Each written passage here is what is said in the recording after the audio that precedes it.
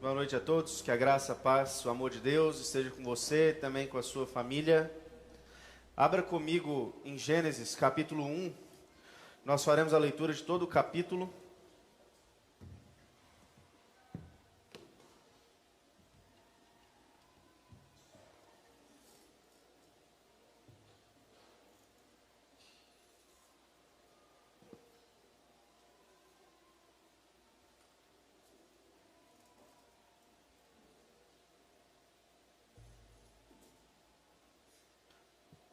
Diz assim: No princípio Deus criou os céus e a terra.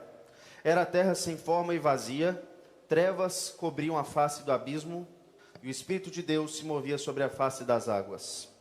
Disse Deus: haja luz, e houve luz. Deus viu que a luz era boa, e separou a luz das trevas. Deus chamou a luz dia, e as trevas chamou noite. Passaram-se a tarde e a manhã, esse foi o primeiro dia. Depois disse Deus: haja entre as águas um firmamento que separe águas de águas. Então Deus fez o firmamento e separou as águas que estavam embaixo do firmamento das que estavam por cima. E assim foi. Ao firmamento Deus chamou céu. Passaram-se a tarde e a manhã, esse foi o segundo dia. E disse Deus: ajuntem-se num só lugar as águas que estão debaixo do céu, e apareça a parte seca. E assim foi. A parte seca Deus chamou terra, e chamou mares ao conjunto das águas. E Deus viu que ficou bom. Então disse Deus: cubra-se a terra de vegetação, plantas que deem sementes e árvores cujos frutos produzam sementes de acordo com as suas espécies. E assim foi. A terra fez brotar a vegetação, plantas que dão sementes de acordo com as suas espécies, e árvores cujos frutos produzem sementes de acordo com as suas espécies. E Deus viu que ficou bom. Passaram-se a tarde e a manhã, esse foi o terceiro dia. Disse Deus: haja luminares no firmamento do céu, para separar o dia da noite. Sirvam eles de sinais para marcar estações, dias e anos, e sirvam de luminares no firmamento do céu para iluminar a terra. E assim foi. Deus fez os dois grandes luminares, o maior para governar o dia e o menor para governar a noite. Fez também as estrelas. Deus os colocou no firmamento do céu para iluminar a terra, governar o dia e a noite, e separar a luz das trevas. E Deus viu que ficou bom. Passaram-se a tarde e a manhã, esse foi o quarto dia. Disse também Deus: encham-se as águas de seres vivos, e sobre a terra voem aves sobre o firmamento do céu. Assim Deus criou os grandes animais aquáticos e os demais seres vivos que povoam as águas, de acordo com as suas espécies, e todas as aves de acordo com as suas espécies. E Deus viu que ficou bom. Então Deus os abençoou, dizendo: sejam férteis, multipliquem-se, encham as águas dos mares, e multipliquem-se as aves na terra.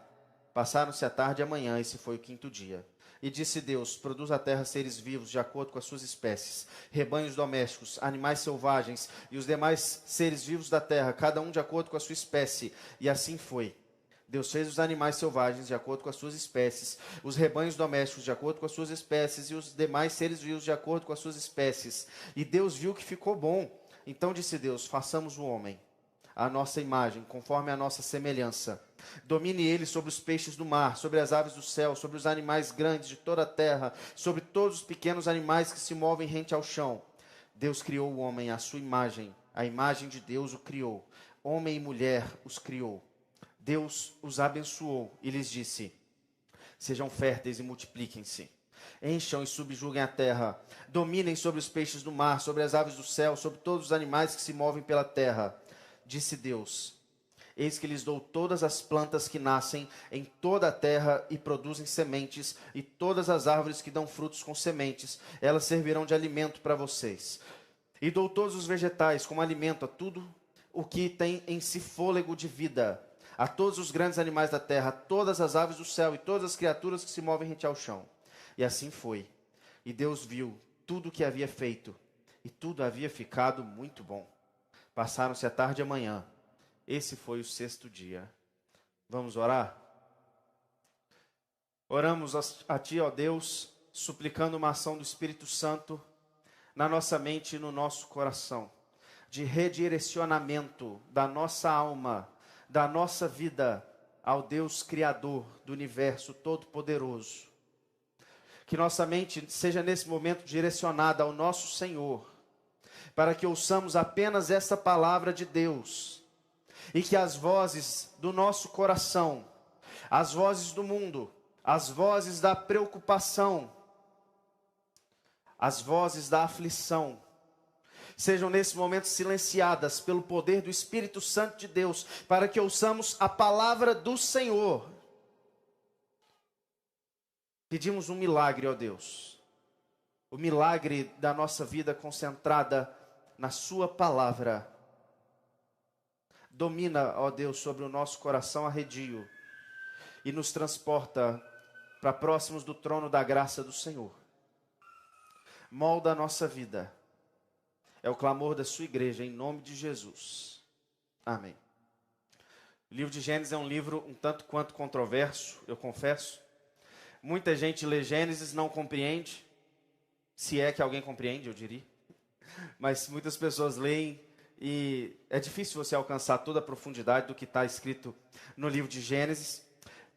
Mas ele começa a colocar algumas questões em choque, dependendo da leitura que você fizer. Questões como a ciência, como a geologia, como a biologia, começam a se perguntar juntamente com a Bíblia, como é que surgiu a vida, como é que veio todas as coisas, quem veio primeiro, o ovo, a galinha, como é que começou todo esse negócio, o que acontece, que negócio é esse do sol surgindo no quarto dia, esse trem está meio estranho, se tinha luz antes, começa uma confusão. Muita gente lendo Gênesis, muita gente lendo a ciência, pouca gente entendendo o recado de Deus para o coração humano, a partir de um livro tão profundo. Será que esse relato aqui é poético, simbólico, narrativo, literal, mitológico? De verdade, para hoje e para os fins pelos quais a palavra de Deus foi escrita, pouco importa. A verdade é essa. Porque o que importa é que existe uma mensagem de Deus para o nosso coração, para a nossa vida, a partir de Gênesis. Seja ele literal ou não.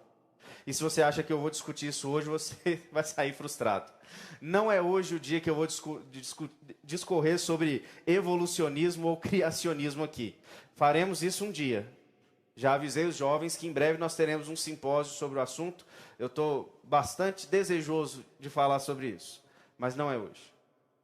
Hoje, nós olhamos para Gênesis e nos perguntamos qual é a mensagem de Deus para o nosso coração.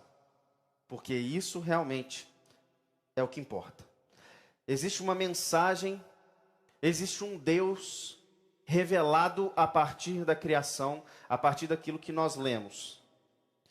Aquilo que era para ser uma única mensagem, infelizmente, acredito que eu tenha sido um pouco prolixo na hora de preparar, vai virar umas 3. Mas aquilo que nós estamos meditando é a cosmovisão a partir da criação. É isso que nós estamos analisando a partir de Gênesis hoje e provavelmente nas 2 próximas vezes que eu vou pregar. Cosmovisão a partir da criação. Daqui a pouco eu explico o que é isso. Mas antes, entra comigo no contexto de Gênesis para você entender o que está acontecendo e qual é essa mensagem. Nós acreditamos que o livro de Gênesis foi escrito por uma pessoa chamada Moisés, num contexto muito específico e determinado, o povo caminhando pelo deserto durante os seus 40 anos. Essa teoria, ou essa convicção, ela é questionada. Muita gente tenta levantar dizendo que não, Gênesis é uma compilação de documentos antigos, feito por diferentes autores. O problema é que quem afirmou que foi Moisés que escreveu foi o próprio Jesus, não fui eu. Então, ou você acredita nas palavras de Jesus, quando ele diz, ouçam o que Moisés disse, e acredita em mim. Eu tenho certeza que Jesus sabia o que estava, inclusive, acontecendo em Gênesis, antes de Moisés escrever. A Bíblia é sobre Jesus. Eu duvido que ele errou sobre o autor de um livro. Duvido muito. Se você questiona a autoria de Gênesis, você está questionando uma afirmação que saiu da boca do próprio Jesus. Tendo sido, então, Jesus que disse, foi Moisés que escreveu. E o contexto que a igreja há mais de 2000 anos acredita, os judeus há 5, 6 mil anos acreditam, é o contexto do deserto. Um contexto em que o povo de Israel, escravo no Egito durante 430 anos, Agora esse povo é liberto pelas mãos de Moisés e começa uma caminhada. Só que esse povo precisava de ser purificado na sua cultura. Porque pensa, são 430 anos no Egito. São gerações e gerações numa terra estranha.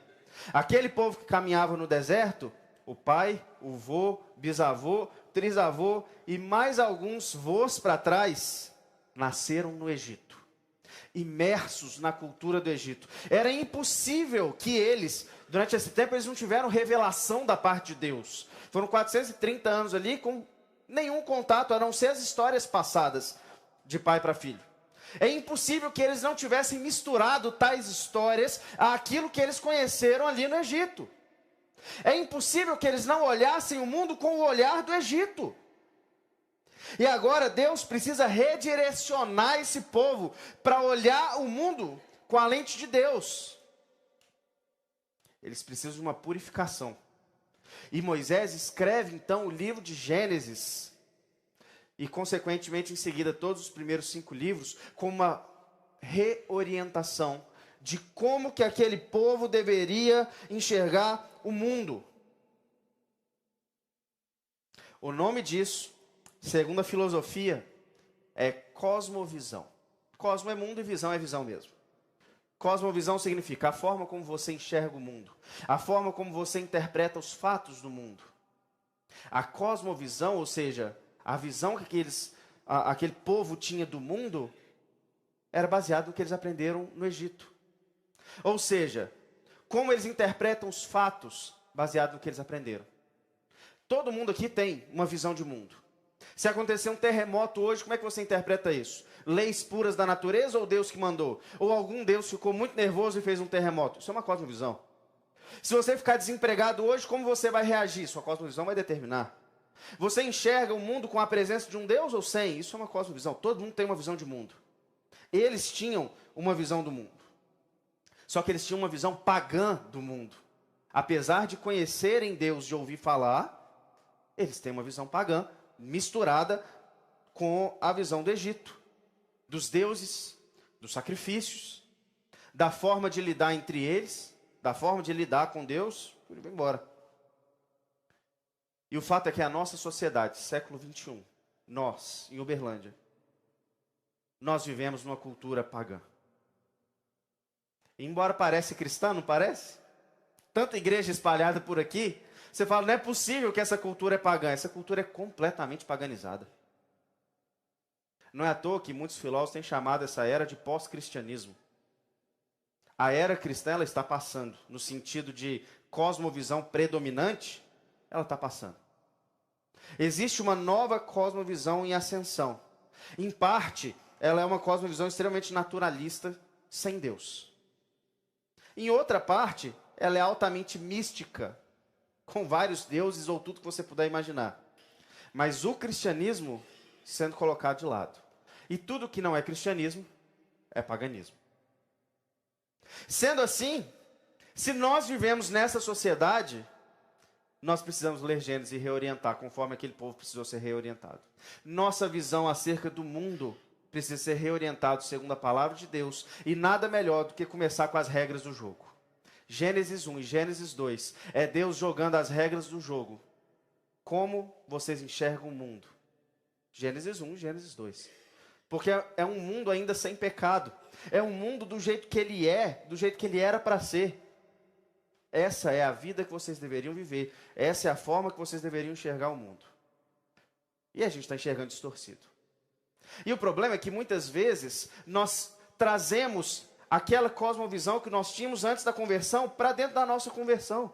E tentamos misturar um pouco do paganismo, por mais que não pareça paganismo, do que a gente vivia, para agora o cristianismo que a gente vive.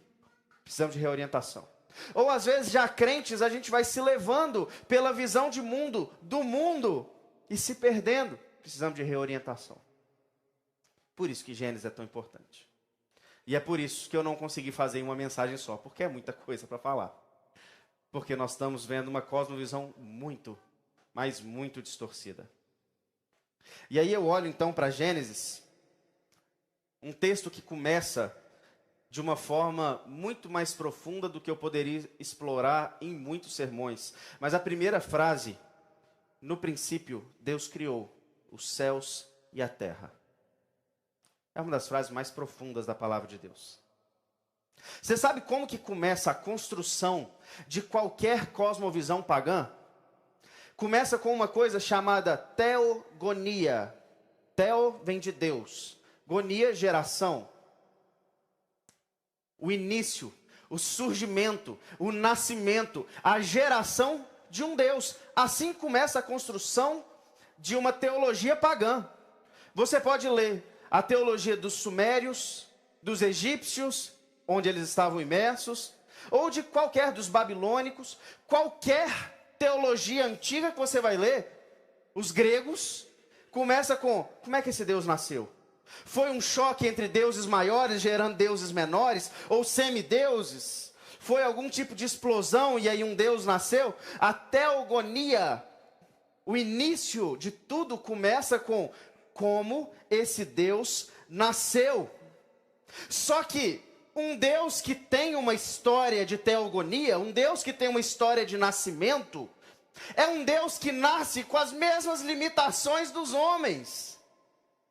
É um Deus fraco, meia boca, porque ele precisa de ter um início. Ele não é o início.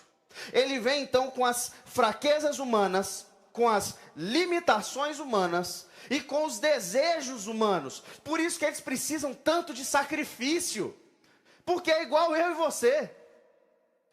Quer ser agradado, quer ser bajulado. Então vai lá, me faz o sacrifício que eu quero aqui, porque eu quero ser agradado. Porque é fraco, é um Deus fraco, e é um Deus com as limitações e inclinações igual aos homens. Fica nervoso à toa, faz o que não deve, se envolve com quem não deve. Que Deus é esse que faz coisa errada? É um Deus fraco, é um Deus que assume formas terrenas.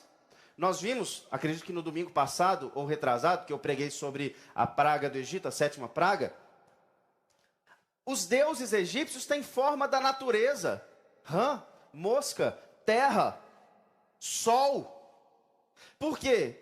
Porque são limitados e fracos. Porque eles tiveram um nascimento relacionado a isso. Eles tiveram uma história de teogonia. Deuses fracos. Mas aí quando você começa a ler Gênesis, você vem com aquela expectativa, se você fosse um leitor original aqui, dizendo, tudo bem, qual é a teogonia do Deus que me tirou do Egito? E a resposta é, no princípio Deus criou todas as coisas, ninguém me criou. Ah, mas não tem mais, querido. Eu existo, e você engole isso e continua o seu jogo. Essa é a história de Deus. Sem início, sem fim, sem ninguém fazendo, sem ninguém criando. Isso significa sem limitações, sem fraquezas, autoexistente, todo-poderoso. Ninguém criou, ninguém começou. Não, Ele começou. Ele foi a fonte de onde veio tudo. E nada veio antes dele. No princípio, criou Deus, os céus e a terra. Sem história de teogonia. Chega de paganismo. Sem começo. Um Deus que não tem história de teogonia é um Deus totalmente livre para fazer o que quiser. Ninguém manda nele, não deve nada para ninguém e também não quer nada de ninguém. Ele não criou o homem porque ele estava triste, dizendo, meu Deus, Deus falando, meu Deus, não ia dar certo. Meu eu, ele disse. Meu eu, como eu estou triste aqui. Ele não falou isso. Como eu preciso de criar alguma coisa para conversar? Ele não disse isso. Ele simplesmente disse, haja luz. Não precisa de nada. Não precisa de ninguém. Sem limitações. E totalmente livre. No princípio. Como diria John Stott, Deus está onde sempre esteve. No princípio. Sempre. Sem início, sem fim.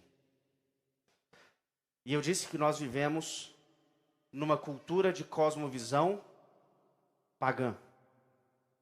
Se toda cosmovisão pagã começa com uma teogonia, a nossa também começou. Nossa sociedade também tem uma história do nascimento de deuses para contar.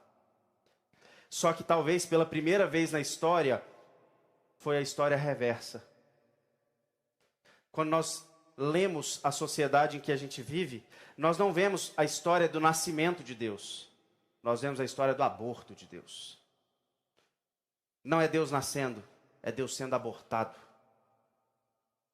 Uma sociedade que tirou Deus da jogada completamente. Ao invés dele surgir, ele saiu. Não deixa de ser uma história de teogonia, porque ela começa em Deus, a história. Só que numa tentativa de ser sem Ele. Essa é a nossa história de teogonia. Como Deus morreu. Como Deus acabou. É isso que todos tentam provar para a igreja. Como que esse Deus não existe? A tentativa do mundo quase insana de dizer que Deus é um delírio. O que é esse livro? Deus é um delírio. É o aborto de Deus. É a nossa teogonia onde nós estamos inseridos. Mas existe uma igreja que ainda lê, no princípio criou Deus os céus e a terra. Existe uma igreja que sabe que não é um delírio. E que não precisa de prova alguma. Quando que Deus se preocupou em provar aqui? Ele começou dizendo, então Moisés, eu existo, mostra para eles, não existe isso. É simplesmente, no princípio criou Deus os céus e a terra. Porque se tivesse prova, também não precisava de fé, né? Simplesmente, a história começa, a nossa história, com uma tentativa de abortar a Deus, tirar Deus. E quando não consegue fazer um aborto de Deus, o homem tenta então mascarar esse Deus. Que é o que acontece dentro do cristianismo. Quantas placas de igreja escrito Jesus você conhece? Não dá nem para citar, né? Eu não sei quantas igrejas tem no Brasil. Quantas dessas igrejas tem um Jesus criado a partir de quem está ali dentro? O Jesus pregado por muitas igrejas hoje tem uma história de teogonia para contar. Nasceu com eles ali. Foi formado a partir da mente deles ali. Está lá na placa, Jesus. Está sendo pregado, Jesus. E você pergunta, quem é ele?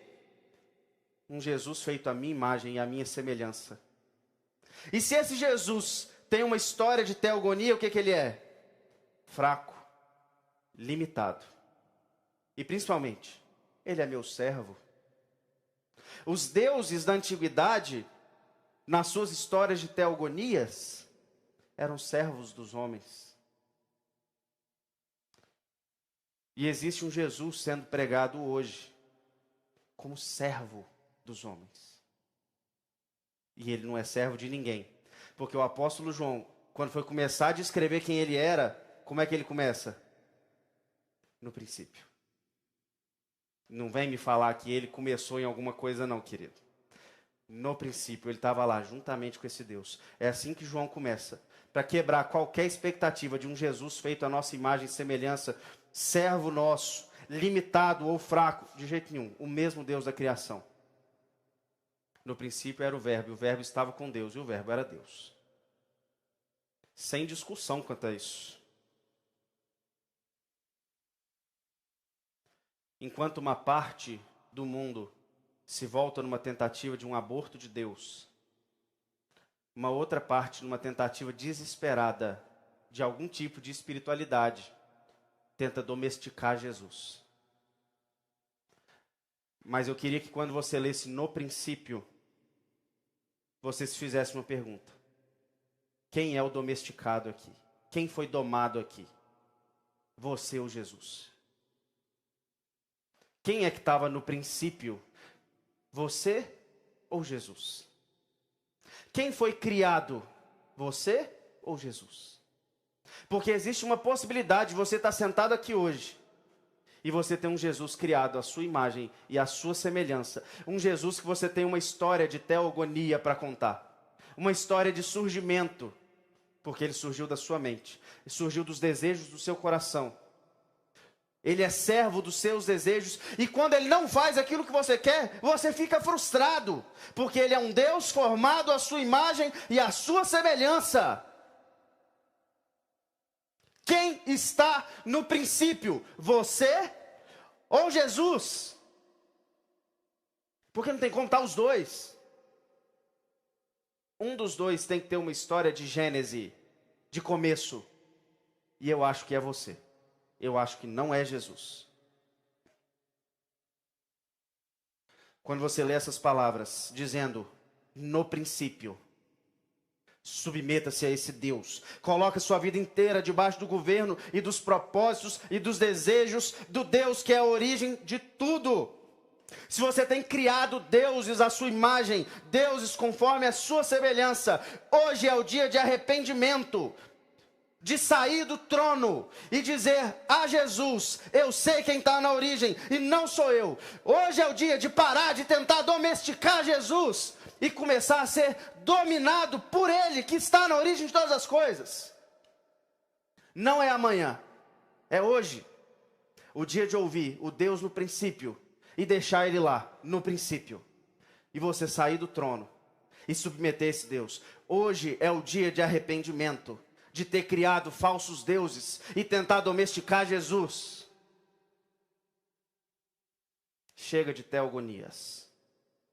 Que a igreja seja livre para adorar o Deus que está onde sempre esteve. No princípio. Dia de submeter-se à vontade de Jesus. E ainda, partindo da história de teogonia, a nossa sociedade ainda tem sofrido com um outro ponto, chamado de espiritualidade. Eu fiz um sermão inteiro sobre isso, já tem alguns meses. Talvez você possa olhar no YouTube, acho que o título é O Toque de Jesus. Salvo engano, esse é o título, em que nós falamos sobre a necessidade de transcendência. Necessidade do homem de tocar alguma coisa fora de si mesmo, de sair de si e tocar no espiritual, porque o material não é suficiente. Só que o nosso mundo virou um mundo naturalista, em que tudo é explicado pela ciência, pela razão, pelo homem. E isso veio criando uma barreira no ser humano, sufocando o homem dentro do seu naturalismo, e ele não tem mais como tocar no espiritual, até o ponto que ele fica sufocado com isso. Essa é a espiritualidade do nosso século. Pessoas sufocadas pela falta do mundo espiritual. E aí nessa tentativa de romper o mundo espiritual e tocar em alguma coisa, de ter a experiência de transcendência, o que o nosso século fez?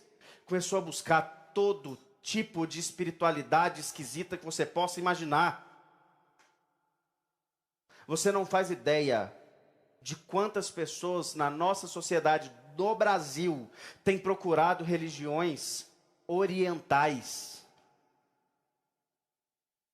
O Oriente está entrando, espiritualmente falando, com tudo dentro do Brasil.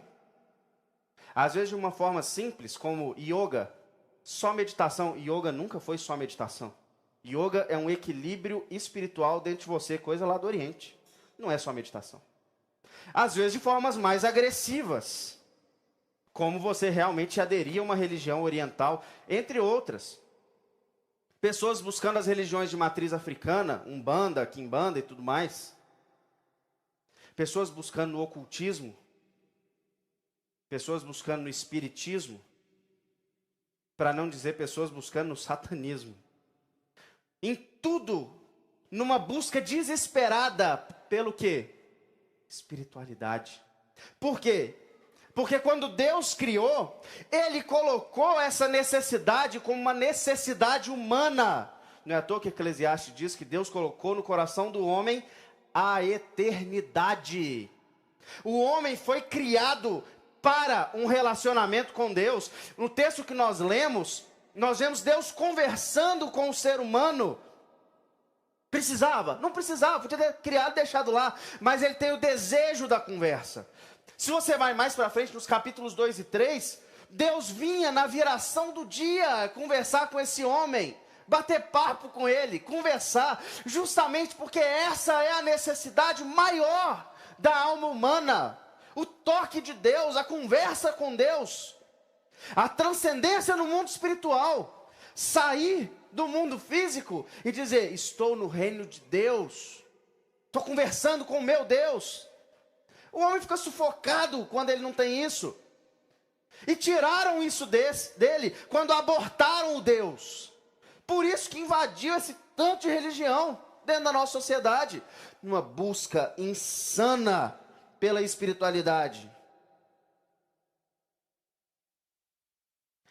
A única coisa que eu tenho para dizer, para quem busca uma espiritualidade fora do cristianismo, é que só existe um Deus, Jesus Cristo. E eu não preciso te provar nada. Só existe um Deus, Jesus Cristo. E tudo que você procurar não vai satisfazer a sua necessidade da sua alma, de uma espiritualidade, porque só vai resolver no dia que você conversar com Jesus. No dia que você for tocado na alma por Jesus.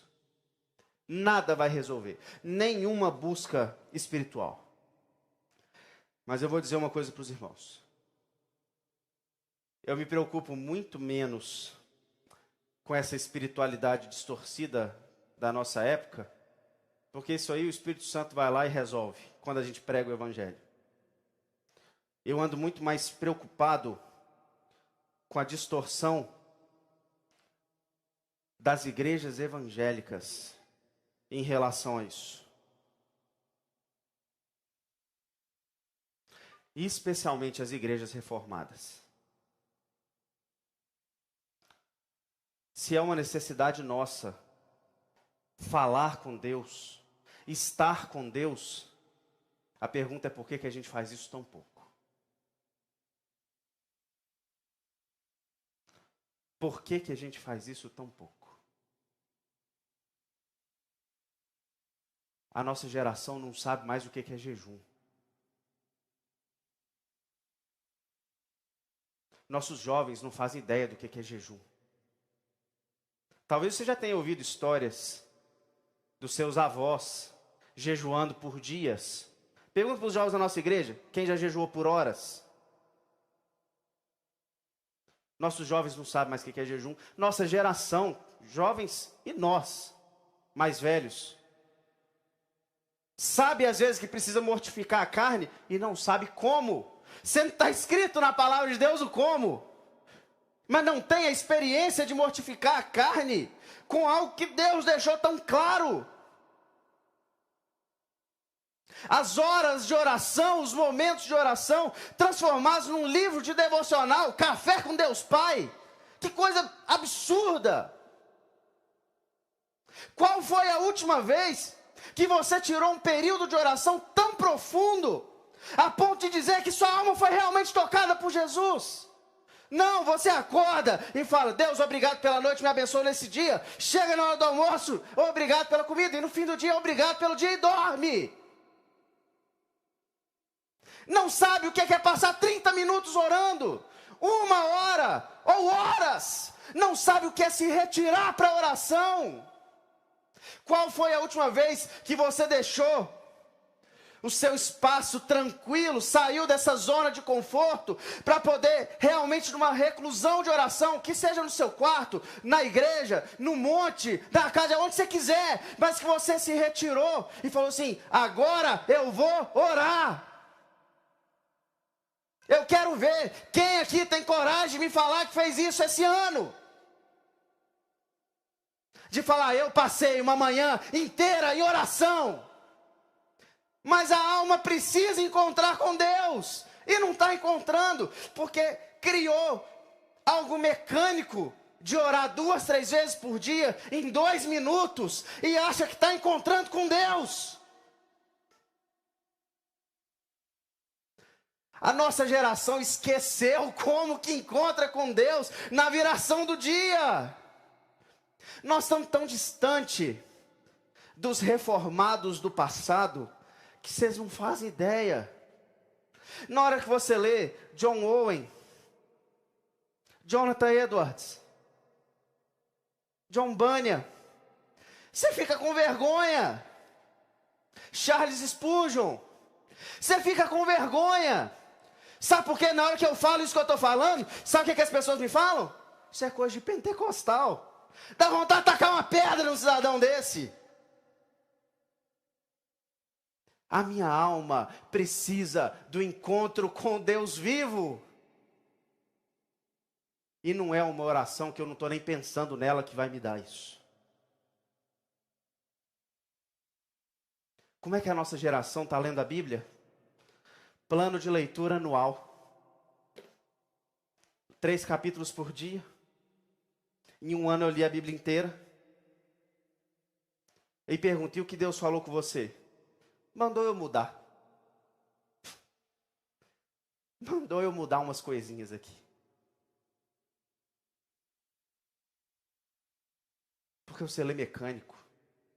O povo de Deus não sabe nem ler onde Deus está falando. Não sabe ler a Bíblia. Eu queria tanto que a sua meditação fosse um versículo. Mas naquele versículo, poderosamente, a palavra rasgasse seu coração de verdade. Mas você gosta de ler 5 capítulos? Não gosta nada, porque também não lê 5 capítulos. Antes lê-se também os 3, 5 capítulos. Nem a leitura anual não faz, até isso virou palhaçada também. Antes lesse os 3 capítulos, mas melhor ainda que lesse um capítulo. E poderosamente o Espírito Santo transformasse a sua vida com um capítulo. Poderosamente você tivesse o encontro que Adão tinha com Deus em um capítulo. Nem no culto, às vezes você encontra com Deus. Aqui que é o ponto de encontro da igreja com o Senhor. Você sai daqui e não encontrou com Jesus. Nem aqui você consegue, imagina a sua casa sozinho também. Que espiritualidade que a gente se meteu. Onde foi que a gente esqueceu como se encontra com o Senhor para suprir a necessidade maior da nossa alma? Quando que a gente esqueceu disso? Quando a cultura paganizada começou a entrar. Quando de uma forma mascarada, nós começamos a abortar o poder de Deus no meio da igreja.